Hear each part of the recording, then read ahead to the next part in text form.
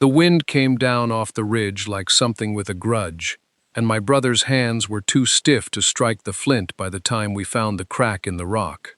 It was the 11th of October, 1871, and we had been 8 days out of the last trading post, at a place called Willow Fork, a huddle of 3 buildings and a scale that weighed our furs light every single time. 19 miles that day alone, most of it climbing, and the elevation had gone up past 9,000 feet by my brother's reckoning, which he kept in a small book with a pencil stub he sharpened on his boot heel. We were looking for shelter, not history. The cabin sat against a cliff face in a fold of the mountain where the wind couldn't quite reach. Half its roof caved under old snow that hadn't melted in what looked like years. One room, maybe 12 feet by 14, a door that hung on a single hinge. But it was the chimney that stopped me. Not built up from the floor the way any sane man builds a chimney, but cut sideways into the rock itself, into a crack in the cliff that ran back into the mountain like a vein of dark stone. Someone had packed mortar into that seam by hand, stone by stone, until it became a flue. My brother stood there with his rifle, a Sharp's carbine, the only firearm between us, its stock scarred from some fight it had before we owned it, and said nothing for a long moment. Then he said we'd sleep here tonight and decide about tomorrow when it came. We had between us, by my count that evening while he built the fire, 2 blankets, a hand axe with a chipped edge, $41 and some cents in coin and scrip, a tin cup apiece, a £1.5 of dried venison, and whatever the mountain hadn't yet taken from us. Not much for 2 men aiming to winter somewhere in this country. We had talked, back at Willow Fork, about pushing on to Fairplay before the passes closed, but the man at the scale had said the early snow meant they were closing already, and he wasn't lying about much else, so I believed him about that. The fire caught slow in that strange sideways chimney, smoke pulling back into the rock instead of up through any pipe I could see, and it drew clean, cleaner than any fire I'd tended in a proper cabin. My brother noticed it too. He held his hands toward the flue's mouth, not the flame, like he was warming them on the stone itself, and the stone was warm. That was the first mystery, and it was small enough that neither of us said much about it that first night. But I remember lying awake past midnight, listening to the wind fail to find us, and thinking that somebody had built this place to last, and had not been here in a long time to see if it had. Morning came the color of a rifle barrel, and the wind had not found us in the night the way it found everything else on that slope. I could hear it working at the pines below the cabin, dragging through them like something with a grudge, but where we lay, near the flue, the air held still and almost soft. My brother was already up when I opened my eyes, crouched at the hearth with his hand flat against the rock above the firebox, the way a man tests a horse's flank for fever. "It's still warm," he said. "Cole's been dead 3 hours." I didn't answer him right off. I got up and put my own hand where his had been, and he was right. The stone gave back heat like a stove lid, left too near the fire, except there'd been no fire in that flue since before we'd banked it down and gone to sleep. I have handled enough chimneys in my life, built 2 myself with my father before he died of the fever in '68, and I knew that stone does not hold heat that way unless a man means it to. Fieldstone cools. This didn't. We ate the last of the venison cold, not wanting to waste kindling on breakfast when we didn't yet understand what we were burning it in, and then we went outside to look at the cliff face in daylight. The cabin had been built up against a crack in the rock wall, a seam maybe 18 inches wide, running vertical for 20 feet or better, and someone had packed that crack with stone and mortar from the ground up to a point well above the roofline, so that the flue wasn't a pipe at all but the crack itself, mortared and shaped into a channel that pulled smoke up through solid granite. I had never seen the like of it. My brother ran his fingers along the mortar joints, close to the rock, the way he does when he's puzzling something, instead of just looking at it. "This ain't recent work," he said. "Look how the lichen's grown back over the joints." He was right about that too. Whoever had built it had been dead or gone long enough for the mountain to start forgetting them. Gray-green moss creeping back into the seams, like the rock was healing over a wound. I stepped back and looked up the height of it, following the crack where it disappeared into an overhang of stone, and above the cabin door, cut into a hand-hewn lintel log gone dark with age, I saw for the first time what looked like letters, shallow, half-eaten by weather, but letters all the same. I called my brother over, and neither of us said anything for a moment, just stood there with our necks craned back, trying to read a dead man's name in the failing morning light. The letters ran shallow and crooked, cut by a blade that had dulled with the work, and I had to trace them with my fingertip before I trusted my own eyes. 3 letters first, then a gap where the wood had split and taken a fourth with it, then 2 more, fainter still. EZR, the split, then AM. My brother said it slow, testing the sound of it. Ezra, Ambrose maybe, or Ezrahim, something old-fashioned. I didn't argue. Names like that belong to men our father's age, or older. Men who'd come up into this country before the war, before the railroads pushed steel through the flatlands and made the mountains feel smaller than they used to be. Whoever this Ezra was, he'd carved his mark, and then the weather had spent 30, maybe 40 years trying to take it back, and had nearly won. We stood at that door a long while, the cold working up through our boots from the frozen ground, and I thought about how strange it was that a man could shape stone and timber into something that would outlast his own name. The chimney worked. The lintel barely spoke. That seemed backward to me, though my brother didn't see it that way. He said a man builds what he needs to survive, and only bothers with his name if he's got a spare minute and a steady hand, and most men in this country never had either. We went inside then, ducking under that lintel like it might collapse on us, though it had held for decades. And the cabin was smaller than it looked from outside. 1 room, packed dirt floor, a bunk frame built into the far wall with the rope rotted through, and a stone hearth set flush against the base of that same cliff crack, black with old soot, clear up past where a man could reach standing on a chair. My brother crouched at the hearth and started clearing ash and fallen mortar chips with his bare hands. Careful, the way you'd clear dirt off something you already suspected was a grave. I told him we ought to get a fire started before we went digging through a dead man's leavings, on account of my fingers had gone past aching into numb, but he wasn't listening to me. He'd found something wedged down in the gap between the hearthstone and the cliff face, flat and dark, and when he worked it loose, I saw it was a strip of leather, cracked and stiff as bark, wrapped twice around something with corners. "There's more to this," he said, not looking up at me, turning the bundle over in his hands like it might tell him something before he even opened it. I crouched down beside him, close enough to feel the cold coming off the stone at my back, and neither of us moved to strike a fire, though we both knew we needed one, before the light went entirely. The leather had gone the color of an old saddle, left out through a dozen winters, and it cracked along its fold when he tried to work the knot loose, so that in the end he had to cut it with the small blade he kept in his boot, rather than pull it free. Inside was a square of oilcloth, and inside that, dry as anything I'd touched in that cabin, a book bound in board covers with a strap that had once buckled shut and now just hung. My brother held it like it weighed more than it did. He didn't open it right away.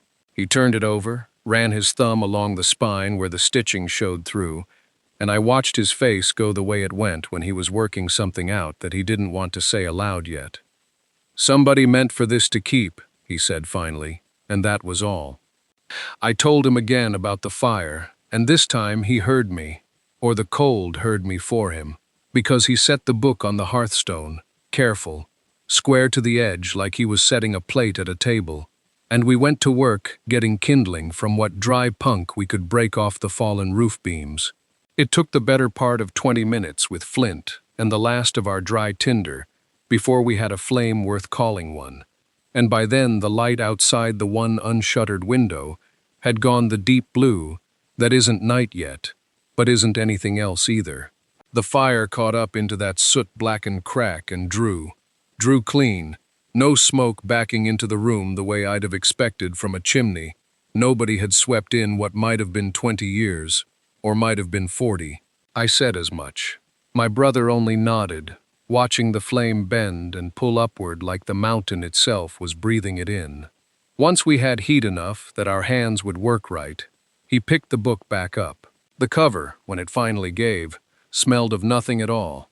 Not mildew, not must, just old dry paper and leather that had spent its life somewhere the damp couldn't reach it, which told me something about where it had been kept before it ended up wedged in that gap, though I didn't say it.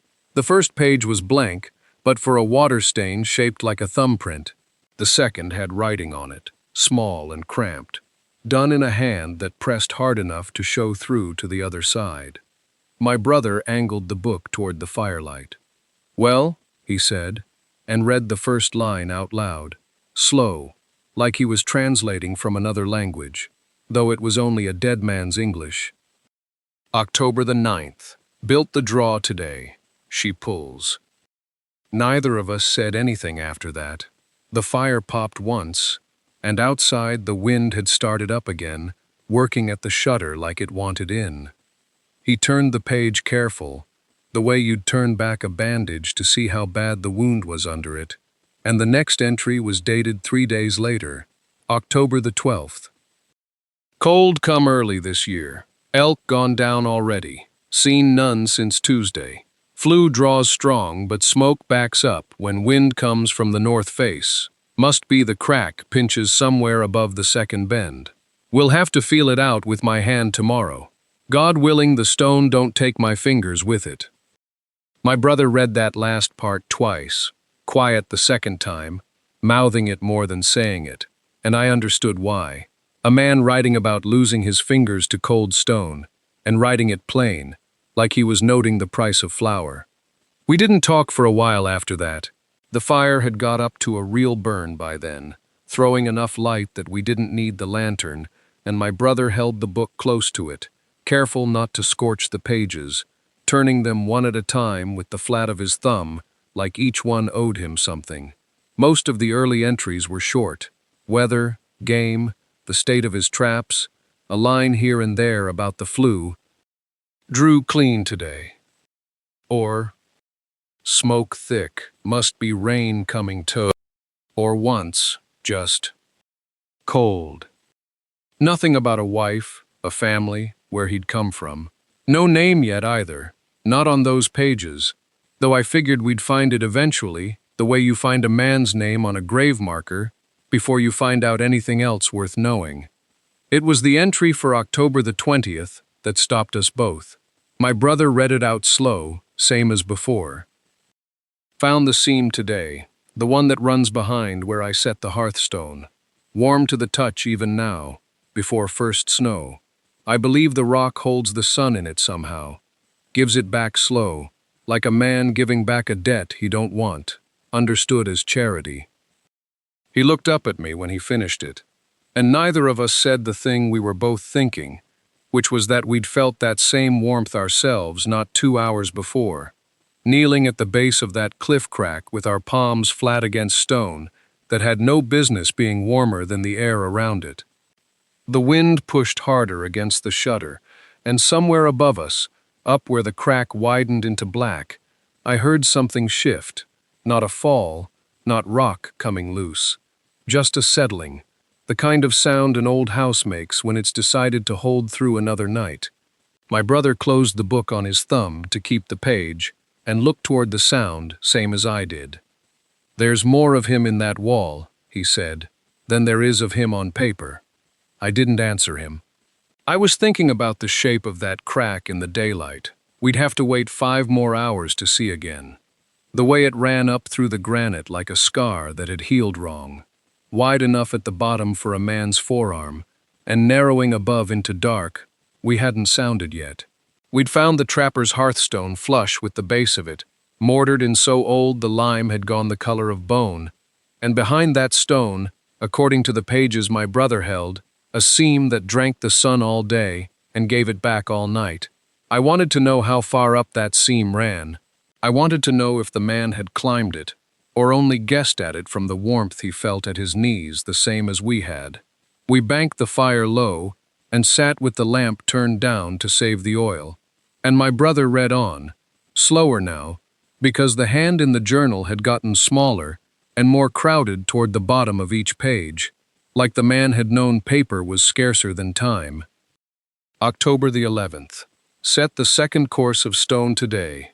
Mortar mixed thin, on account of the cold coming early. A man does not build for himself in country like this.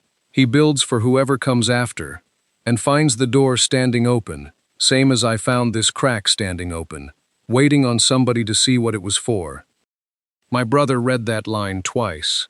The second time he read it slower, and I understood he was reading it to himself as much as to me. There was a gap after that entry, not torn, just skipped, the way a man skips days when there's nothing in them worth setting down, or nothing he could bear to. 3 weeks by my count, judging from the next date. November the 2nd. The hand had changed again, gone thin and careful like a man writing with hands that had stopped working right. Snow came heavy 9 days back and has not let up but twice. I am short on both meal and patience. The chimney draws well, better than I hoped, and I sit close to the stone at night and put my back against it and feel it give back what I put into the fire that morning, hour for hour, like the mountain keeps an accounting same as any storekeeper. I have begun to think the rock remembers me. That is a fool's thought, and I know it for one. But I am alone up here, and a man alone will think what he needs to. My brother closed the book again, this time for good, and set it on the shelf beside the tin cup where we'd left the trowel drying from the creek water we'd used to clean it. Outside, the wind had dropped to something almost patient, and I could hear, faint under it, the drip of snowmelt off the eave we'd shored that afternoon. Tomorrow, he said, we go up the crack and see how far his hand reached. We slept poorly that night, both of us, though neither said so. I lay listening to the stone breathe out its slow warmth, the way the trapper had written it would, and I kept thinking about a man alone, up here, with nothing but a fire, and his own accounting of it, talking to rock, because there was nothing else left to talk to. My brother lay still beside me, but I knew by his breathing he wasn't sleeping either. Around 4 the wind picked up again, rattled the hide over the window, then dropped. By first light the sky had gone the color of old pewter, and the snow had stopped falling long enough that we could see the shape of the ridge above the cabin, white and close and indifferent. We ate cold Johnny cakes standing up, not wanting to spend the fire's morning heat before we'd earned the day, and then we took the trowel and a coil of rope we'd cut down from the old cache, and went up along the crack the way he'd described it, a shelf of rock no wider than a boot's length in places, climbing at an angle that made you lean into the mountain like you were asking its permission. My brother went first. He always went first on anything that could kill a man, and I never once heard him say why, and I never asked, because there are things between brothers that don't want naming. 30 feet up, maybe 40, the crack widened into a kind of natural chimney of its own, blackened at the back with old soot that had nothing to do with our fire below. Here the trapper's mortar work showed plain, flat stones fitted and packed with a clay and ash mix gone hard as iron, climbing the crevice in courses like a mason had laid them, one careful afternoon at a time, over what must have been weeks, maybe a whole autumn's patient work by a man with failing hands. My brother ran his palm along one course, and stopped where the stone changed, went rougher, less certain, the joints wider and less true. He was stopping here, he said. Look at the work go bad. I looked. The good masonry ended, and something hurried and desperate took its place, stones just wedged rather than set. No mortar at all in the last 2 feet, before the crack narrowed to nothing and the sky showed through, gray and close. Ran out of time, I said, or strength. My brother didn't answer that. He was looking past the last course of stone into a narrow black gap where the rock folded back on itself, and after a moment he reached his arm into the shoulder, feeling along the dark, his face gone still, and listening, in a way I'd seen only twice before, once over a dying campfire, once over our father's grave. "There's something back in here," he said, "wedged in tight, feels like leather." He worked his arm deeper, turning his shoulder against the rock until his cheek pressed flat to the stone, and I heard him breathing through his nose in short pulls, the way he does when a task wants patience more than force. Outside the crack the wind had picked up, coming down off the saddle in long, low pushes that made the pines talk to each other, and somewhere below us in the trees, a branch let go under snow weight with a crack like a rifle shot.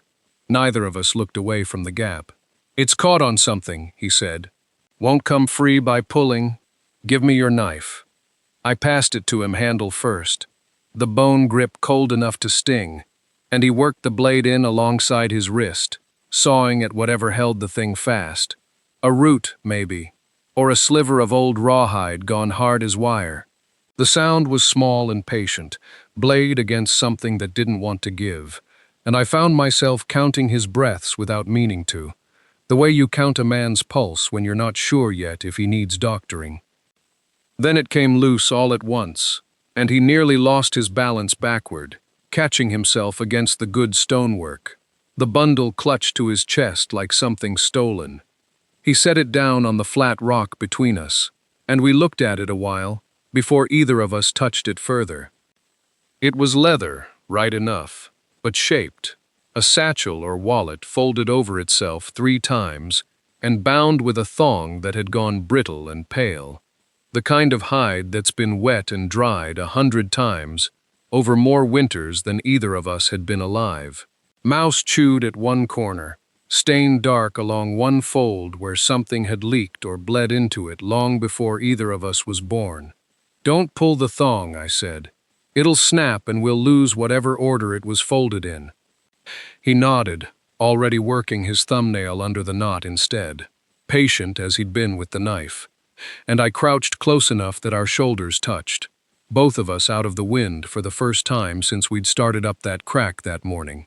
The leather smelled of wood smoke even now, decades on, and under that something mineral, like the inside of the mountain itself, had gotten into it. The knot gave, the fold loosened, and in the gray failing light coming down through the gap in the rock, we saw the corner of a page, not blank, not rotted to nothing as I'd have wagered, but marked, close written, the ink gone brown as the leather that had kept it. My brother looked up at me before he looked back down. "Somebody meant for this to be found," he said. "Nobody hides a thing this careful just to have it rot." I didn't answer him right away. I was looking at the page, at the way the ink sat heavier at the start of each line and thinned toward the end, like the man had dipped his pen only so often as he had to, rationing it the way we rationed matches. My brother held the journal flat against his knee, careful not to let the wind get under the cover, and I leaned in until my breath must have warmed the paper. The first legible words were a date, October the 9th, 1834. Below that, in a hand that slanted hard to the right, cramped where the page ran out of room. "Cold come early this year. Flu drawing poor. Must widen the throat before first snow, or we will freeze, same as the Bertrand party did 2 winters back. God rest them." My brother read it twice, his mouth moving a little on the second pass, the way he'd done as a boy sounding out words from our father's almanac. "Bertrand," he said. "That's a name. That's a real name." "Keep going," I said, though I wasn't sure which of us I meant it for. He turned the page with 2 fingers, slow, the paper stiff and unwilling, threatening to crack along its old fold lines. The next entry was shorter. October 14th. A measurement. Flew now 11 inches at the throat, narrowed from 14. Drawing better already. Smoke going up clean instead of backing into the room. Then, underlined once, hard enough that the pen had nearly torn through. This crack in the rock is a gift, if a man is patient enough to see it as one. I sat back on my heels. Above us, the gap in the cliff face went up into shadow. The same crack we'd spent 3 days now clearing of 40 years of nesting birds and rockfall and rotted timber. The same stone that had been cold as a grave when we found it, and was, even now, faintly, unmistakably warm where my shoulder pressed against it. He built this on purpose, my brother said, not just cut a hole and hoped. He looked at me. He figured it. Man had a name, I said. Read on, see if he gives us the rest of it. But the next page had gone to water damage. Whole lines eaten away, only fragments left. A number that might have been a year. The word widow. The word Laramie. Half-formed and then nothing. My brother turned it toward what light was left, tilting it like a man trying to read a face turned away from him. And neither of us spoke for a while, both of us aware, I think, that we'd stopped being two brothers looking for shelter and become something else. Men owing a debt to a stranger, 40 years dead, who had figured this mountain out before we were ever born to need it. We buried the journal in my coat that night, wrapped in oilcloth, and neither of us said much over the beans. The wind had come up out of the west, a low, steady push against the cabin's north wall, and I kept listening for the stone to answer it, the way it had the night before, that faint tick and settle that my brother swore was nothing, and I was no longer sure was nothing.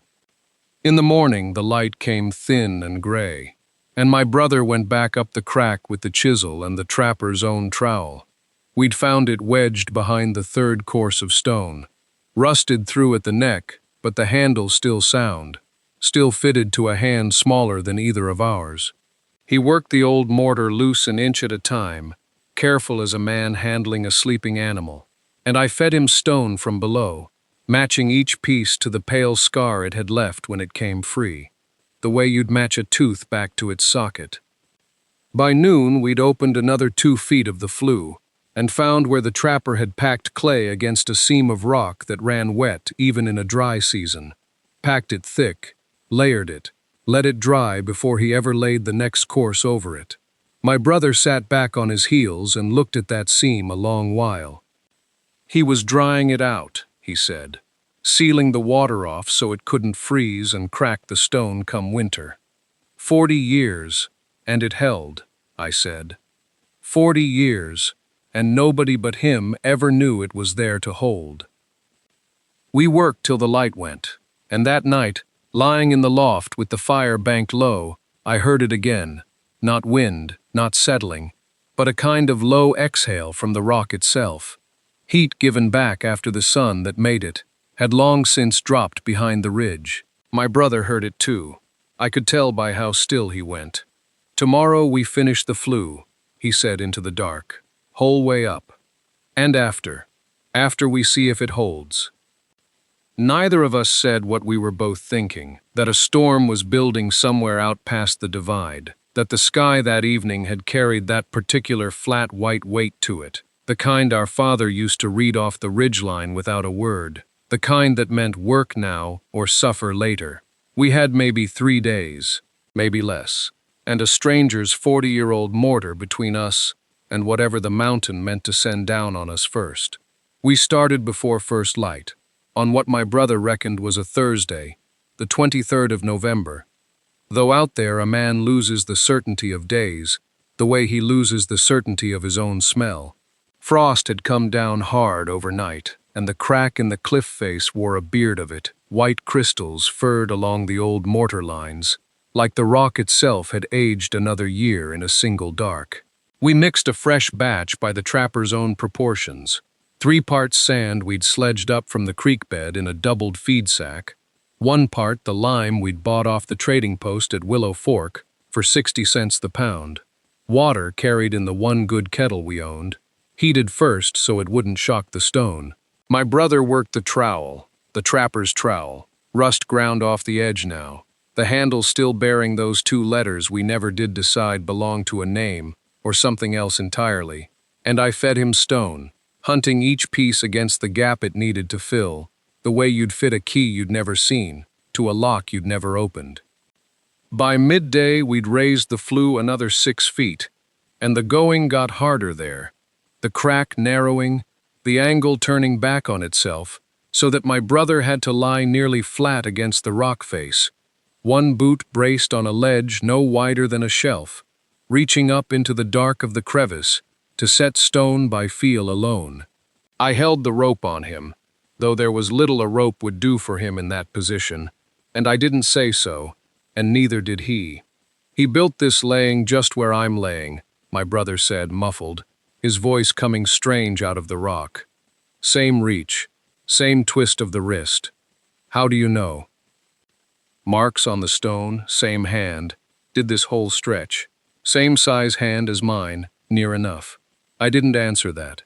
Above us, the sky had gone the color of an old coin, flat and dull, and giving off no warmth at all, and the wind had that hush to it that isn't peace, but a held breath. We worked past dark again, setting stone by lantern, my brother's hands raw from the lime, mine cramped from the cold, both of us saying less as the hours went, until there was only the sound of trowel against stone and the low animal patience of 2 men racing something neither of us could yet see coming over the ridge.